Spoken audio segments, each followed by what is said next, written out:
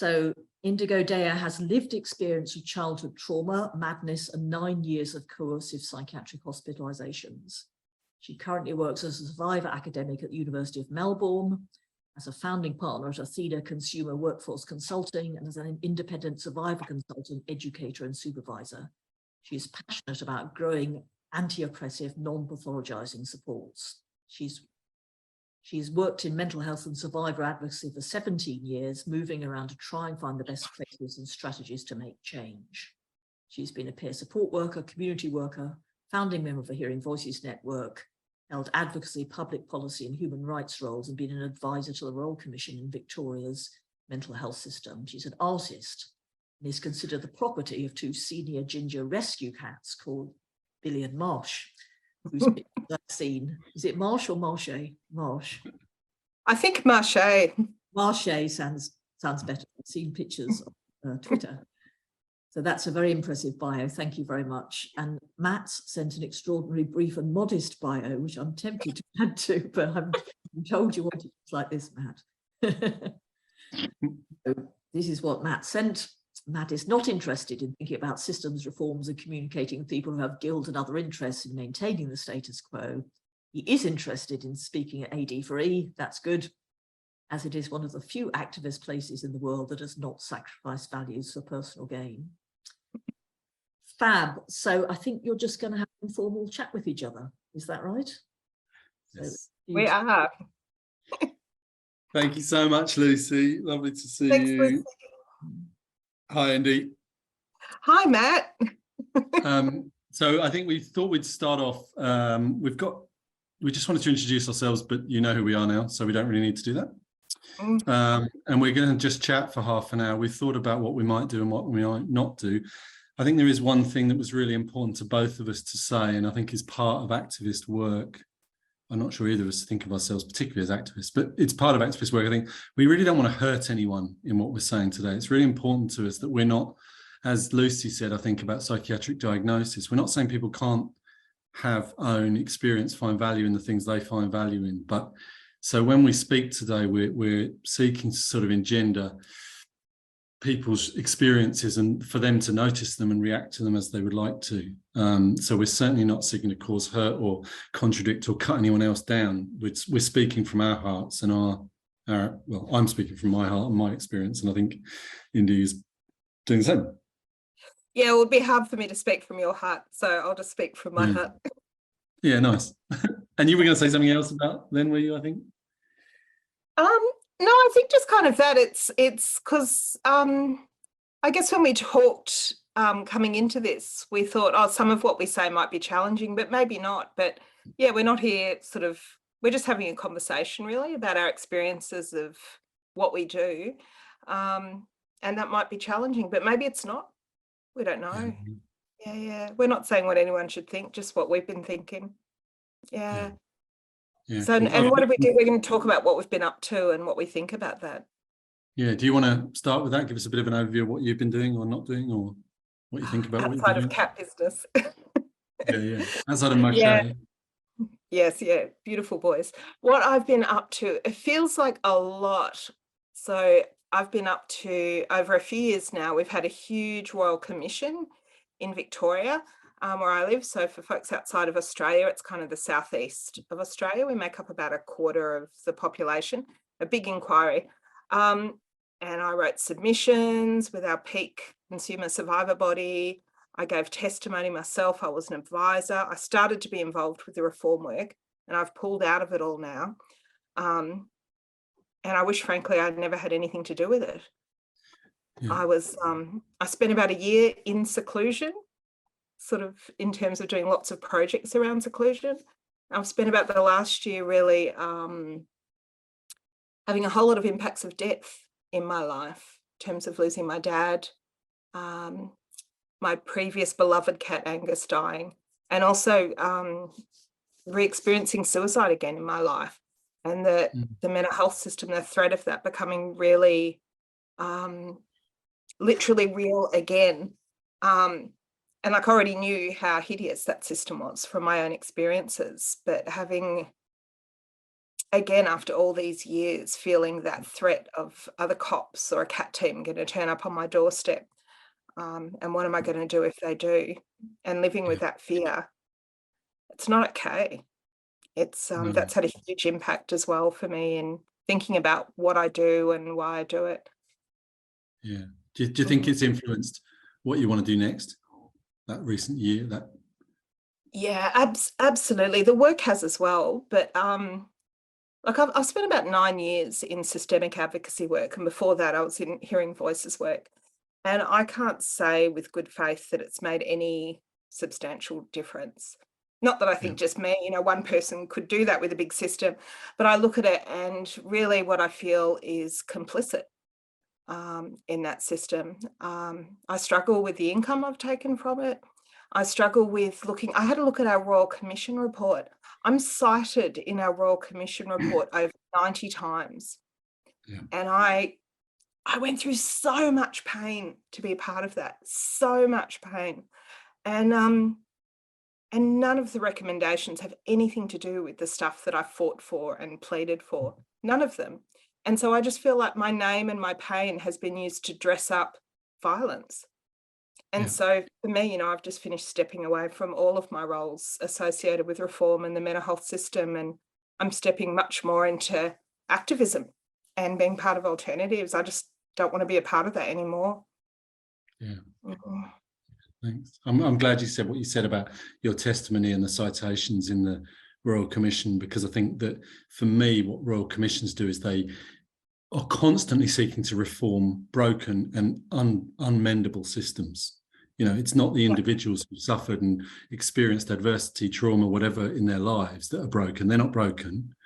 They're surviving and thriving in the best way they can. The systems are built on broken structures, and so to misuse survivor testimonies is another bullshit layer of the systems. And I was glad you spoke of it and shared it, because I think it's really, I hope people got what you were saying. You give testimony, it gets cited, and then the system just reforms itself in the same way.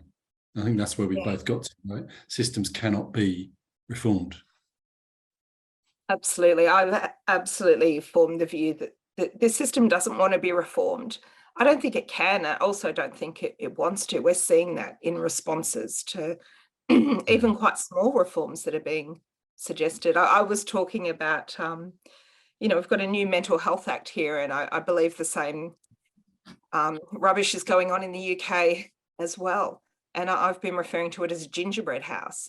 It's got all these lovely sounding principles and objectives up the front of it now. It talks about human rights and valuing us and all of these things, like the gingerbread house in Hansel and Gretel. But when you open it up and you look at the contents of it, it's the same burning cauldron of violence that it's always been. So what's the point of that? Yeah. Look, I really agree with you. That was a bit aggro there.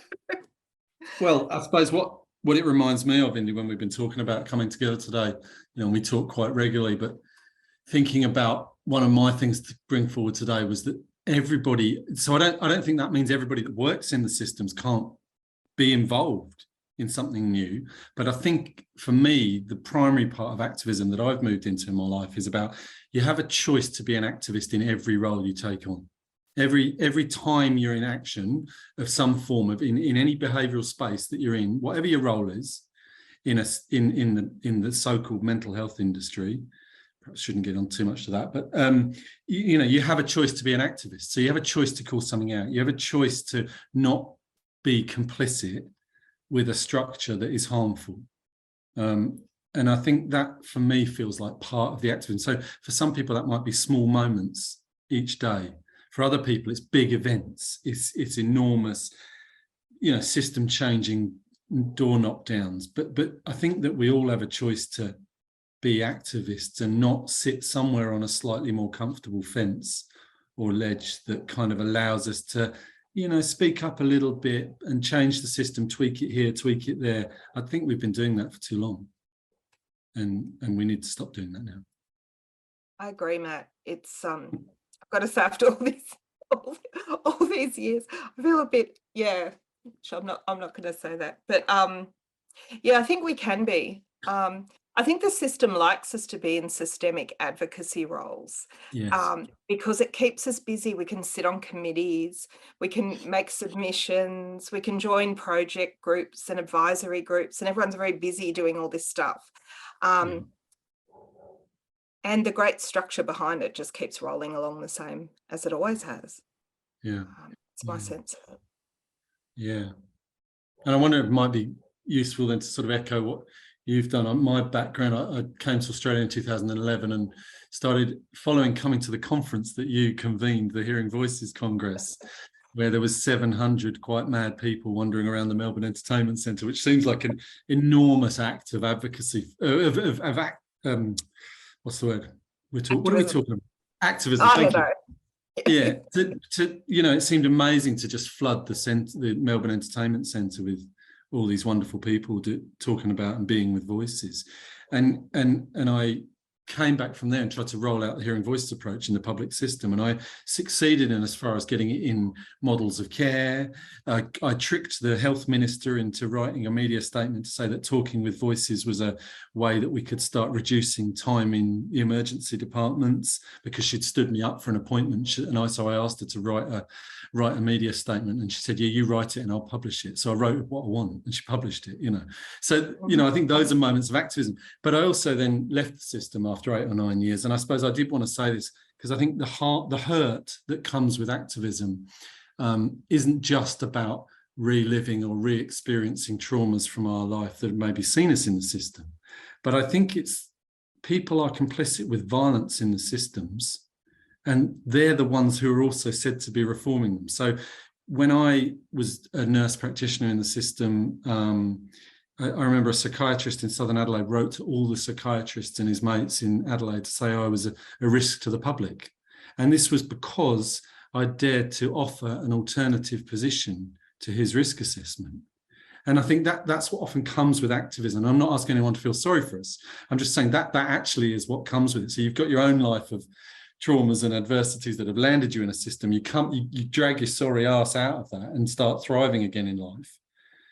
And then there's people representing the system, whether it's the system or not, the people are the system, sort of smash you down in activism. And so I think it is also then about finding spaces of connection in activism. So since I left the system, we've convened Reawaken and brought 120 people together. Joe came over, of course, and you came over, and we produced a manifesto for compassionate change. And then I've written this model of dissociotic, and that was just about saying, let's stop using the language of psychosis. Let's just stop using that language, and then people can't carry on the same boring old narratives that are hurting people and harming people.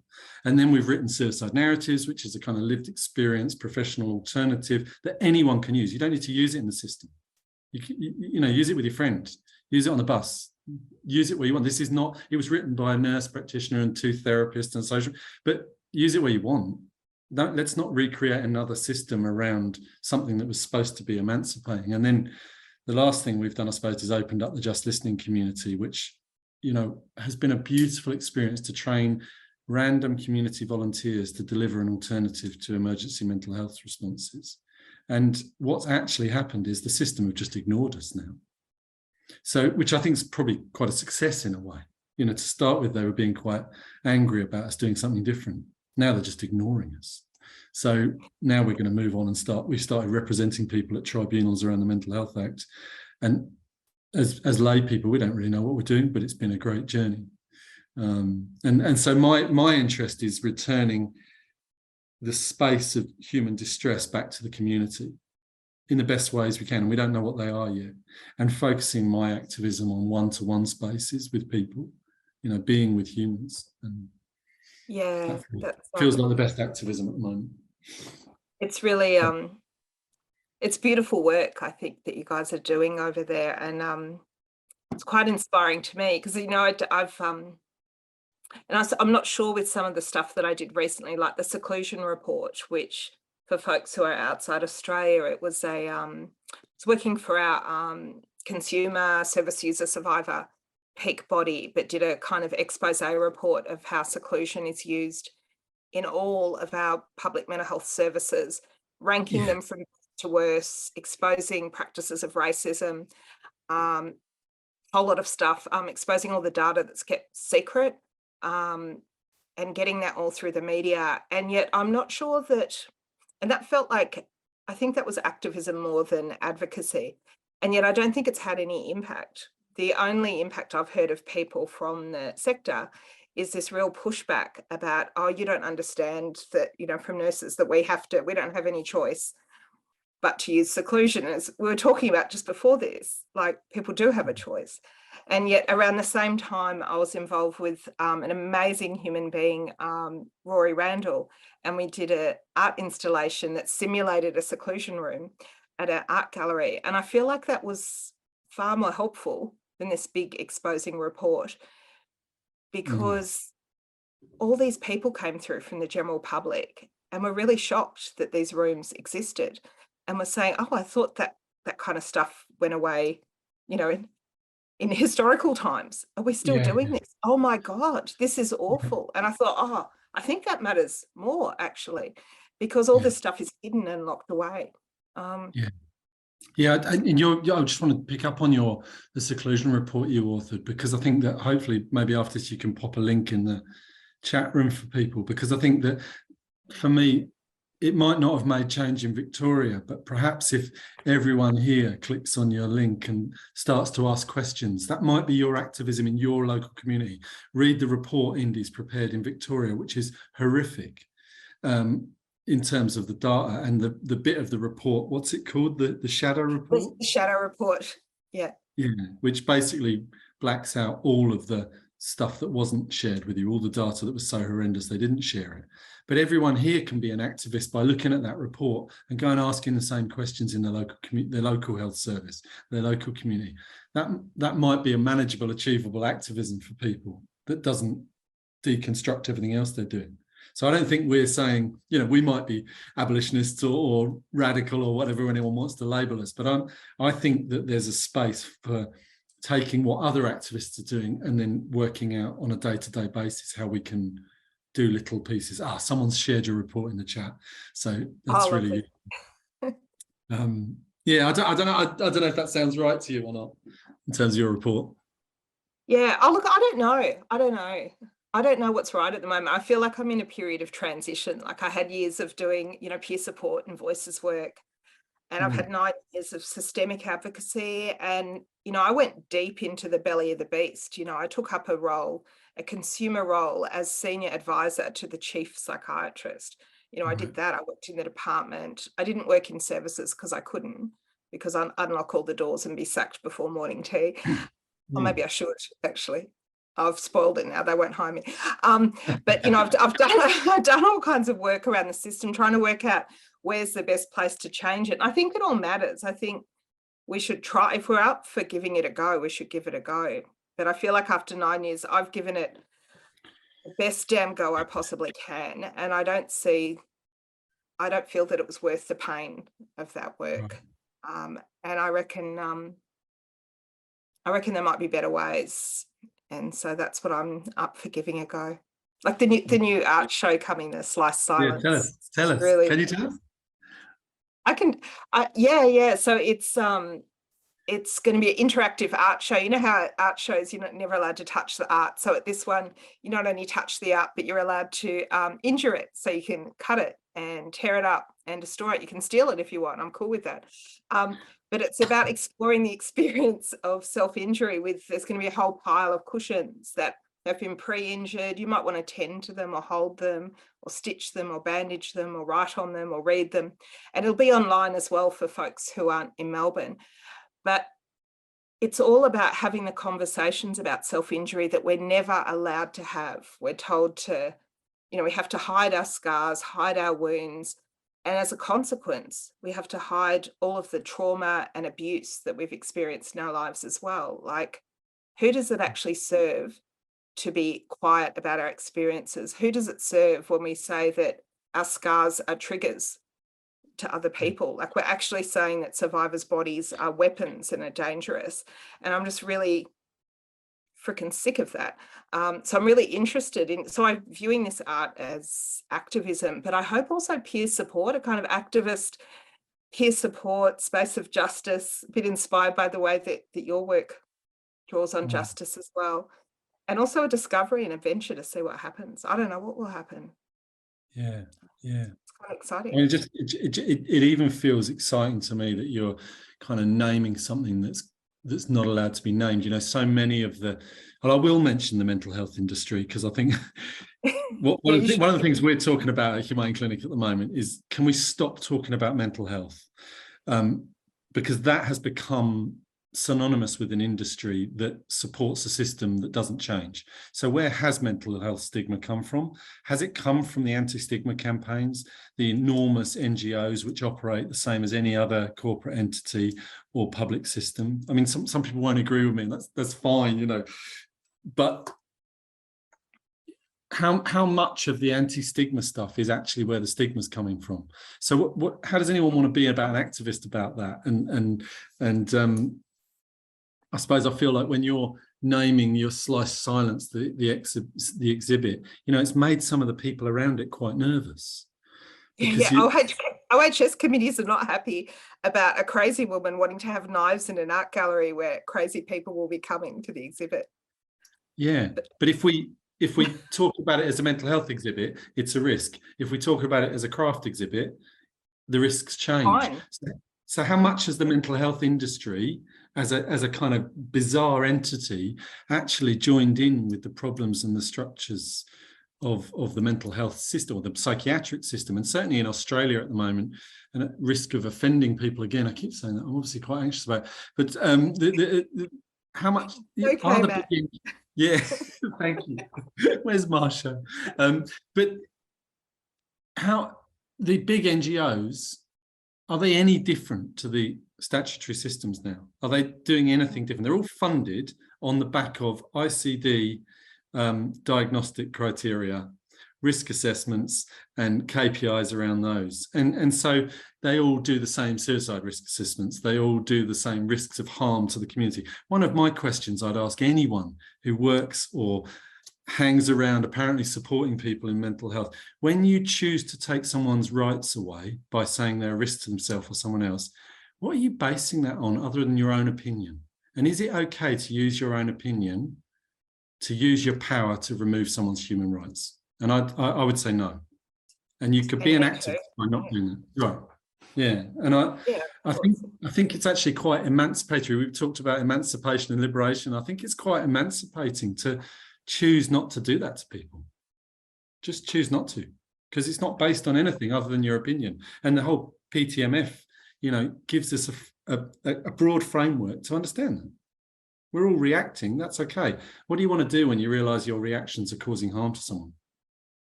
Maybe stop doing it. That idea of risk, isn't it? It's one of the big drivers that runs right through the whole system. But it's based on, I feel like everyone else's anxieties about our experiences of madness or trauma or whatever language works for us around our experiences. I really noticed that last year when I went to a GP, and you know about this, and she was wanting to get me to take antidepressants and see a psychiatrist and to call the local hospital. But that was her anxiety because she couldn't sit with the experiences I was having. And I'm like, no, and had to work really bloody hard to keep myself free of that stuff. But she was like projecting that onto me. I think the system does. The system's really scared, but that's not an excuse for taking away our rights and for bringing more trauma into our lives. Yeah, and actually the reverse is true as well, isn't it? That it actually feels good for the worker, whatever role you're in, to it feels really good for the worker to not follow those systems models, but actually challenge it in yourself. Think about how you might do it if it was your mate at the pub. And I'm not saying it's as simple as that, but actually I was reading about risk assessment in suicide on the NICE guidelines last night. I wonder, how do we have systems and structures built on risk assessments that the evidence, whatever the evidence really is, because most of it's just made up to suit people, right? But suit the people in power. But the evidence was saying suicide risk assessments might even cause more harms and deaths than doing nothing. And that was really fascinating to kind of, okay, so that literature's out there. So when you want to be an activist in your work, go and pick that literature up and work on that. That's all you got to do, and you can make a difference. You have to do that outside the system for me most of the time. Yeah, well, we know they don't have predictive value, and yet they're built into the law, into mental health laws, about assessing risk, which is ludicrous that we have laws based on things that are just made up. Have a guess. Have a bit of a guess. Yeah. And maybe I want to just say something about when we were running the Just Listening community with volunteers. We trained 100 people in a model that included the Power Threat Meaning Framework and suicide narratives and whatever. And it was 100 members of the community came along. They were all really worried about what to do when someone was talking about suicide or someone was hearing voices. And amazingly, the 50 volunteers, we didn't detain a single person. We didn't send anyone to hospital. We let people arrive and leave when they were ready. So they could come as many times as we were open a week, they could come. Some people came every day that we were open for weeks on end. Well, good. They were still asking to be heard a bit more. They were still asking to be listened to. They hadn't managed to tell their whole story yet or something. But what was amazing was that with support, the public could do this. So why have we still got these draconian and barbaric responses to human distress in apparently educated environments? Doesn't make any sense to me. Sorry. And I'm just going to give you a 5-minute time check. Okay, cool. Sorry to interrupt you. No, cool. Oh no, that's to get even angrier with the time limit. But I suppose, Indy, what I want to say is that's what drives me to want to be an activist, not an advocate, because I think, be where the change is, and the change is in activism. Yeah, I think so as well. I chose to give a lecture this morning to some law students at a uni, and it was the first time I introduced myself as an abolitionist, and gee, it felt good. Yes. It felt really good. We're talking about what is it that they could do in their careers as lawyers that would make a difference to survivors. And it is not in upholding these terrible laws that I think, when I think about my own experience and most survivors I know, what mental health laws do and mental health systems is help uphold patriarchy and misogyny and racism and homophobia and transphobia and hate and violence. Enough already, surely. Yeah.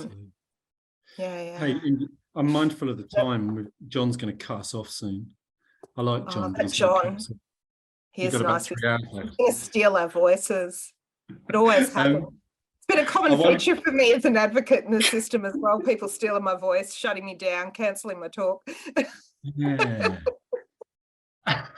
So have you got anything you want to sum up? I just think we both might have something to sum up. I just don't want us to get cut off. So I wondered if you have anything you want to shout out before we finish. I think too, well, I don't know that I've got any wisdom really. I'm just full of emotions as well. But I think I'd say two things have popped into my head. One is I'm working really, really, really bloody hard to be as courageous as I can. And it feels really scary. It's really scary to have stepped away from everything that I've been doing. But I don't know if anyone else wants to be courageous. Let's give it a go and share. And the other thing that popped into my head was thinking about, which we've talked about so many times, how powerful being connected is when we're in crisis, when I'm in crisis. So I certainly know that it's the most important thing. And I'm thinking the same must be true in activist work, that the more connected we are, the more powerful we're going to be. And so I'm really interested in ways that we can get more and more organised, not be alone in the fights that we're taking on, but the more organised we are, the better chance we've got to change this shit. Yeah. Excuse swear words, but whatever.